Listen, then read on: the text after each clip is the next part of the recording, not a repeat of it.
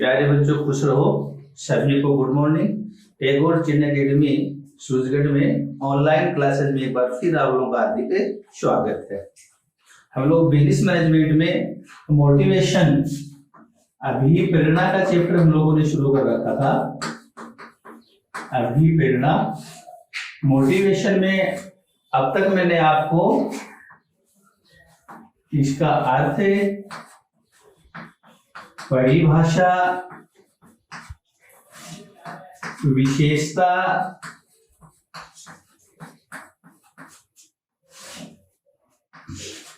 महत्व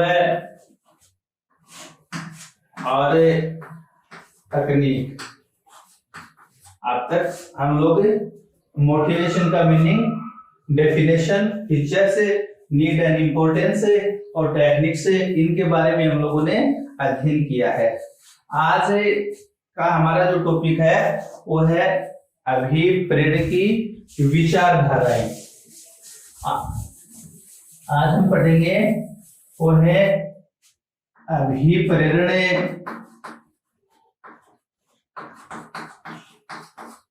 की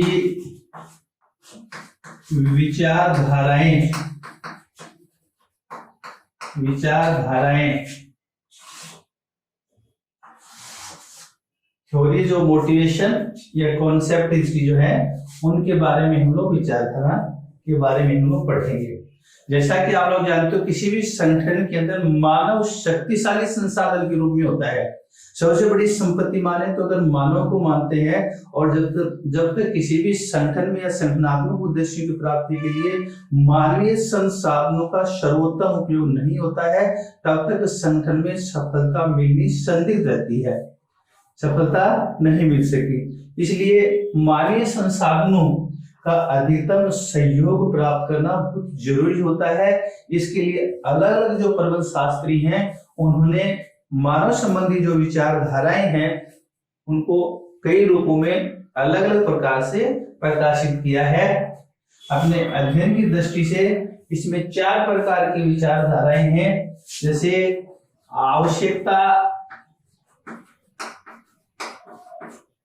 कर्मबद्धता,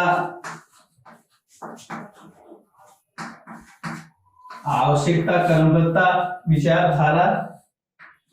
उसके बाद में द्विघटक विचारधारा,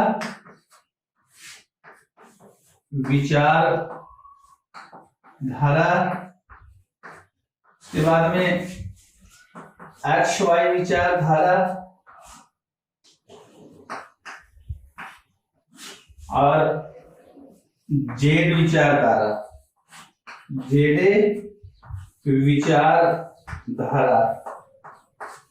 ये जो अपने कॉन्सेप्ट या थ्योरीज हैं, इनके बारे में हम लोग अध्ययन करेंगे। अब्राहम एच मास्लो ने अभिप्रेरणा की आवश्यकता क्रमबद्धता जो विचारधारा है इसकी प्रतिपादन किया।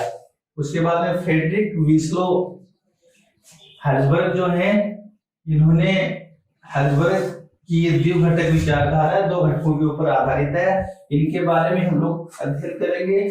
और उसके बाद में मैकग्रेगर की जो XY विचारधारा है, मानवीय दृष्टिकोण के आधार पे उन्होंने X और Y विचारधारा का प्रतिपादन किया, इसको भी हम लोग पढ़ेंगे। और उसके बाद में अमेरिका और जापान की बड़ी बड़ी जो कंपनी है उनका अध्ययन या विश्लेषण करके विलियम ओची ने जेड विचारधारा का प्रतिपादन किया, इसके बारे में भी हम पढ़ेंगे। इस प्रकार से हमारे सिलेबस में मास्लो की आवश्यकता क्रमबद्धता, उसके बाद में फ्रेडरिक हर्जबर्ग की जो है ये विचारधारा द्विघटक विचारधारा, और उसके बाद में मैकग्रेगर की XY विचारधारा और विलियम ओची की जेड विचारधारा के बारे में हम लोग अध्ययन करेंगे। तो इसमें सबसे जो पहले है वो है मास्लो की आवश्यकता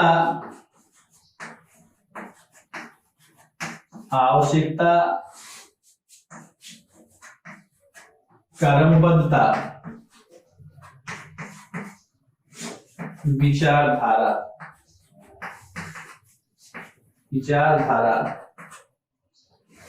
मास्लो की आवश्यकता क्रमबद्धता जो विचारधारा है, अब्राहिम एच मास्लो ने 1943 में आवश्यकता क्रमबद्धता विचारधारा का प्रतिपादन किया। अब्राहिम एच मास्लो एक अमेरिकन महान मनोवैज्ञानिक जिन्होंने इस विचारधारा का प्रतिपादन किया, उन्होंने आवश्यकता क्रमबद्धता के आधार पे इस विचारधारा का प्रतिपादन किया। उनका मानना है कि मनुष्य अपनी आवश्यकताओं की पूर्ति के लिए ही कार्य करता है। मनुष्य जो है अपनी आवश्यकताओं की पूर्ति के लिए कार्य करता है, और ये जो मानवीय जो आवश्यकताएं होती हैं वो अनंत होती हैं। एक आवश्यकता का जन्म हो जाने के बाद में उसके बाद में उसकी संतुष्टि हो जाती है, फिर दूसरी आवश्यकता का जन्म होता है। यानी एक आवश्यकता की जो संतुष्टि होती है उसके बाद में दूसरी आवश्यकता का जन्म हो जाता है। इस प्रकार से ये जो आवश्यकताएं हैं ये निरंतर रूप से चलती रहती हैं। मास्लो का मानना है कि पहले निम्न क्रम की आवश्यकताएं और तत्पश्चात उच्च क्रम की आवश्यकताएं जो होती हैं वो उत्पन्न होती हैं।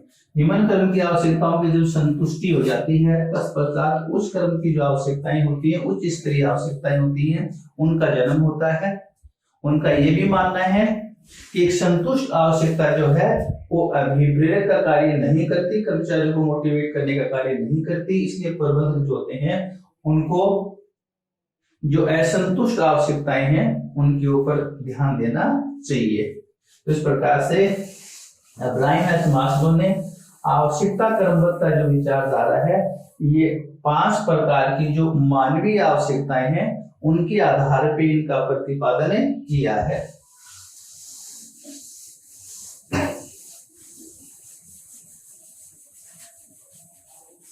ये 5 प्रकार की जो मानवीय जो आवश्यकताएं हैं वो है शारीरिक आवश्यकताएं,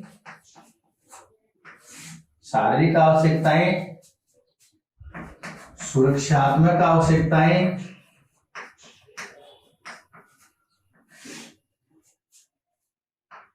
उसके बाद में सामाजिक आवश्यकताएं या स्नेह अपनत्व की आवश्यकता भी इसको बोलते हैं। अहम या स्वाभिमान आवश्यकताएं और आत्म विकास की आवश्यकताएं।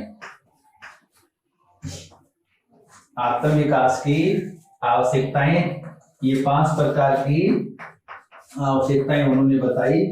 उनके अनुसार मास्लो की जो आवश्यकता क्रमबद्धता विचारधारा है वो शारीरिक जो आवश्यकताएं होती हैं, फिजिकल नीड्स जिनको बोलते हैं, सुरक्षात्मक आवश्यकताएं जिनको बोलते हैं सिक्योरिटी नीड्स, सोशल नीड्स जो होती हैं या ईगो संबंधी होती हैं या डेवलपमेंट संबंधी जो होती हैं, ये सभी प्रकार की जो आवश्यकताएं हैं इनके आधार पर इस विचारधारा का प्रतिपादन किया।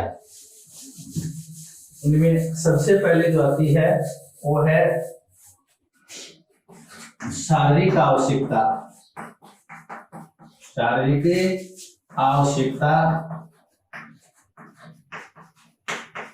अब्राहिम एच मास्लो के अनुसार पहली जो आवश्यकता है वो शारीरिक आवश्यकता है। सबसे महत्वपूर्ण यही होती है कि शारीरिक आवश्यकता की जो पूर्ति है वो मानव के अस्तित्व के बने रहने के लिए, जीवित रहने के लिए महत्वपूर्ण है, और ये कर्मचारी की कार्य क्षमता में वृद्धि करती है, निष्पादन स्तर में सुधार करती है। किसी भी संगठन में मानव के अस्तित्व बने रहने के, जीवित रहने के लिए ये महत्वपूर्ण मानी जाती है। जैसे रोटी, कपड़ा, मकान, हवा, पानी, ये सभी प्रकार की जो आवश्यकताएं होती हैं ये शारीरिक आवश्यकताओं में आती हैं। इस प्रकार से शारीरिक आवश्यकताओं की पूर्ति करना नितांत आवश्यक होता है। दूसरे प्रकार की जो आवश्यकताएं आती हैं वो आती हैं सुरक्षात्मक आवश्यकताएं सुरक्षात्मक आवश्यकताएं, सुरक्षात्मक आवश्यकताएं, सुरक्षात्मक आवश्यकताएं होती हैं जो व्यक्ति को भौतिक या मानसिक या मनोवैज्ञानिक संतुष्टि प्रदान करती हैं। शारीरिक आवश्यकताओं की संतुष्टि हो जाने के बाद में सुरक्षात्मक आवश्यकताएं जो हैं वो सबसे ज्यादा महत्वपूर्ण होते हैं। सुरक्षात्मक आवश्यकताओं में जो व्यक्ति है वो वर्तमान में नहीं बल्कि भविष्य के अंतर्गत भी निश्चिंत होना चाहता है। इसलिए इसमें कार्य में जो स्थायित्व है या इसके अंदर पेंशन है, भविष्य निधि है या बीमा है, इस प्रकार की जो आवश्यकताएं होती हैं वो सुरक्षात्मक आवश्यकताएं जो होती हैं जो व्यक्ति को वर्तमान में नहीं बल्कि भविष्य के अंदर भी ये सुरक्षाएं प्रदान करती हैं। इसलिए व्यक्ति जो है अपने और अपने परिवार की सुरक्षा चाहता है। तो ये दोनों प्रकार की आवश्यकताएं पूरी हो जाने के बाद में तीसरी प्रकार की जो आवश्यकता आती है वो है सामाजिक, या इसको स्नेह या अपनत्व ये आवश्यकता भी बोला जाता है। मनुष्य एक सामाजिक प्राणी है और वह समाज में रहने के लिए सभी व्यक्तियों से घुलना मिलना चाहता है। इसी प्रकार से कर्मचारी संगठन के अंदर भी सभी लोगों से प्रेम, स्नेह, अपनत्व, सहयोग, मिलनसारिता आदि के आधार पर कार्य करता है। तो ये आवश्यकताएं जो होती हैं ये उसकी सामाजिक आवश्यकताएं कहलाती हैं। सामाजिक आवश्यकताओं में व्यक्ति जो समाज में भी एक अपना अहम स्थान बनाना चाहता है, समाज में रहने वाले लोगों के साथ मिलना जुलना, उनके साथ कार्य वगैरह करना, ये सभी चीजें जो हैं वो सामाजिक आवश्यकताओं के अंतर्गत आती हैं जो सबसे महत्वपूर्ण होती हैं। चौथे प्रकार की जो आवश्यकता आती है वो है अहम या स्वाभिमान संबंधी आवश्यकताएं। अहम या स्वाभिमान संबंधी आवश्यकताएं, अहम या स्वाभिमान संबंधी आवश्यकताएं जो हैं ऐसे इसको दो भागों में बांटा जाता है। एक होता है आत्मसम्मान, एक होता है जन सम्मान। आत्मसम्मान होता है खुद की दृष्टि में सम्मान, व्यक्ति चाहता है कि मैं सबसे बड़ा हूं समाज में, खुद में अपने आप में गौरव महसूस करता है। और जन सम्मान जो होता है समाज के लोगों में या जनता में उसका सम्मान किस प्रकार से है। लेकिन किसी भी संस्था में कार्य करने वाले जो कर्मचारी होते हैं, तीनों प्रकार की आवश्यकताओं की संतुष्टि हो जाने के बाद में कर्मचारी में अहम की भावना होती है। वो चाहता है कि संगठन में मेरा एक पद हो, मेरी ऊंची स्थिति हो, मेरे पास अधिकार हो, वेतन उसका ज्यादा हो, सभी सुख सुविधाएं अन्य की तुलना में ज्यादा हो। ये सभी आती हैं अहम संबंधी या स्वाभिमान संबंधी आवश्यकताओं के अंतर्गत आती हैं। ये भी व्यक्ति को अपना अपना पद बनाए रखने के लिए या ऊंचा उठने के लिए जुड़ी होती हैं। इस प्रकार की जो आवश्यकताएं होती हैं, जो व्यक्ति काफी क्षमतावान होते हैं, योग्यवान होते हैं, इस प्रकार के व्यक्ति की आवश्यकताएं किसी की पूरी होती है, किसी की नहीं हो पाती। इस प्रकार से किसी भी संस्था के अंदर अहम या स्वाभिमान संबंधी आवश्यकताएं भी महत्वपूर्ण होती हैं। पांचवें प्रकार की जो आवश्यकता आती है वो है आत्म विकास या आत्म संतुष्टि की आवश्यकताएं भी कहते हैं।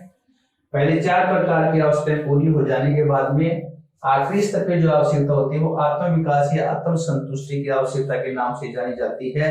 ये व्यक्ति के आंतरिक सृजनशील होते हैं, उनके अंदर से अनेक प्रकार के भाव आते हैं। इस आवश्यकता के अंदर देखा जाता है कि व्यक्ति जो कुछ बढ़ना चाहता है वह उसको बढ़ना चाहिए। उसके पास जितने भी संसाधन होते हैं उनका प्रयोग उसको ऊंचाइयों को छूने के लिए, व्यक्ति अगर आसमान में उड़ना चाहता तो उसको उड़ना चाहिए। उसके पास जितने भी संसाधन होते हैं, जैसे कवि होता तो उसको कविताएं लिखनी चाहिए, संगीतकार को संगीत लिखना चाहिए, पेंटर होता है उसको पेंट करना चाहिए। इस प्रकार से जो व्यक्ति जहां पहुंचना चाहता है वह कार्य उसको करना चाहिए। तो इस प्रकार से जितने प्रकार के संसाधन होते हैं उनका प्रयोग करना चाहिए और जो व्यक्ति जो कुछ बनना चाहता है वह उसको बनना चाहिए। तो इस प्रकार से अब्राहम मास्लो की जो आवश्यकता क्रमबद्ध जो विचारधारा है इसको 5 प्रकार की जो मानवीय आवश्यकताएं हैं, इन आवश्यकताओं के आधार पे इन्होंने आवश्यकता क्रमबद्धता विचारधारा का प्रतिपादन 1943 में किया। उसके बाद में दूसरे प्रकार की जो विचारधारा है वो है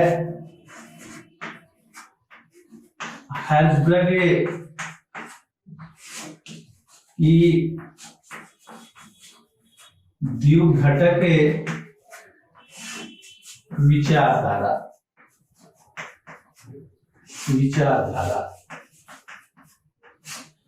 द्विघटक विचारधारा का प्रतिपादन फ्रेडरिक हेल्सबर्ग ने किया। उन्होंने सेंट पीटर्सबर्ग में कार्य करने वाले 200 इंजीनियर्स में हेल्सबर्ग तथा उसके सहयोग जो हैं उन्होंने इसके ऊपर शोध किया और उन्होंने ये पाया कि कर्मचारी जो किसी भी स्थान पे कार्य करते हैं उनके सामने कौन कौन सी समस्याएं आती हैं, इस प्रकार से आती हैं, सभी प्रकार की बातों का उन्होंने अध्ययन किया। अगर कर्मचारी किसी स्थान के ऊपर कार्य करता है और वहां से अगर असंतुष्टि प्राप्त होती है उसको, तो कार्यस्थल की जो दशाएं हैं उनमें किसी प्रकार की कमी आती है। तो हेल्सबर्ग की ये जो द्विघटक जो विचारधारा है उन्होंने 2 घटकों के ऊपर आधारित है। 2 घटकों के ऊपर आधारित है। एक है स्वास्थ्य या आरोग्य घटक और दूसरे प्रकार के जो आते हैं वो हैं अभिप्रेरक घटक, मोटिवेटर फैक्टर। अभिप्रेरक घटक 2 भागों में बांटा जाता है। तो हेल्सबर्ग की द्विघटक जो विचारधारा है वो स्वास्थ्य या आरोग्य घटक है और अभिप्रेरक घटक है। हेल्सबर्ग का मानना है कि स्वास्थ्य या आरोग्य घटक जो होते हैं ये कर्मचारियों को मोटिवेट नहीं करते, कार्य करने के लिए मोटिवेट नहीं करते, लेकिन कार्यस्थल पे जो उनकी संतुष्टि होती है वो बनाए रखते हैं, संतुष्टि प्रदान करते हैं। और अभिप्रेरक जो घटक होते हैं वो संतुष्टि प्रदान करने के साथ साथ जो है इनको मोटिवेट भी करते हैं। तो इस प्रकार से हेल्सबर्ग की ये जो द्विघटक विचारधारा है ये 2 प्रकार के घटकों के ऊपर आधारित होती है। ये द्विघटक विचारधारा 2 प्रकार के घटक होते हैं। एक स्वास्थ्य या आरोग्य घटक,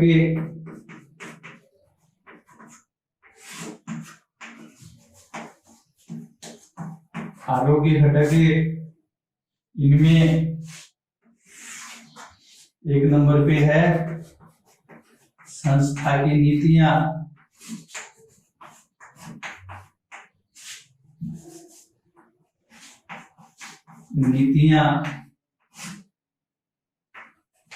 संस्था का प्रशासन,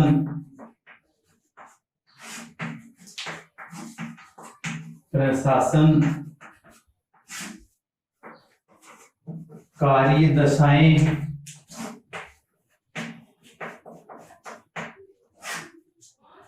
चार नंबर पे है पर्यवेक्षण,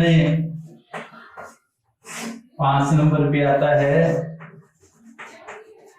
अंतर व्यक्ति के संबंध, 6 नंबर पे आते हैं वेतन मजदूरी, 7 नंबर पे है अनुषंगी लाभ और कार्य सुरक्षा, इस प्रकार से स्वास्थ्य या आरोग्य घटक जो हैं जो कार्य स्तर पे संतुष्टि को बनाए रखते हैं, उनमें जैसे कंपनी की पॉलिसीज हैं, कंपनी का एडमिनिस्ट्रेशन है या वर्किंग कंडीशन है, सुपरविजन है या इंटरपर्सनल रिलेशन है या सैलरी एंड वेजेस है या फिंच बेनिफिट हैं या जॉब सिक्योरिटी जो है, ये जो घटक जो होते हैं, एक कर्मचारी जो होता है उसको कार्य स्तर पे संतुष्टि बनाए रखते हैं, मोटिवेट नहीं करते। दूसरे प्रकार के जो घटक बताए वो है अभिप्रेरक घटक। अभिप्रेरक घटक हर्ज़बर्ग के अनुसार अभिप्रेरक जो घटक होते हैं वो कर्मचारी को कार्य संतुष्टि प्रदान करने के साथ साथ उनको मोटिवेट करने का कार्य भी करते हैं। अभिप्रेरक जो घटक होते हैं उनमें निम्नलिखित को सम्मिलित किया जाता है, जैसे उपलब्धियां, मान सम्मान,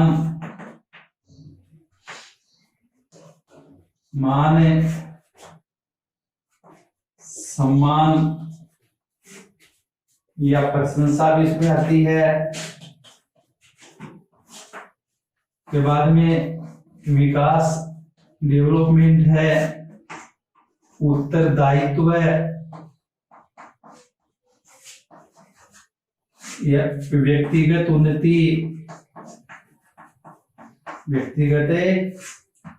उन्नति, और उसके बाद में आते हैं कार्य की प्रकृति, जो नेचर, कार्य की जो प्रकृति है इसको भी सम्मिलित किया जाता है। इस प्रकार से हर्ज़बर्ग की जो विचारधारा है 2 प्रकार के घटकों के ऊपर आधारित है। ये स्वास्थ्य घटक मैंने आपको बताए, ये अभिप्रेरक घटक बताए।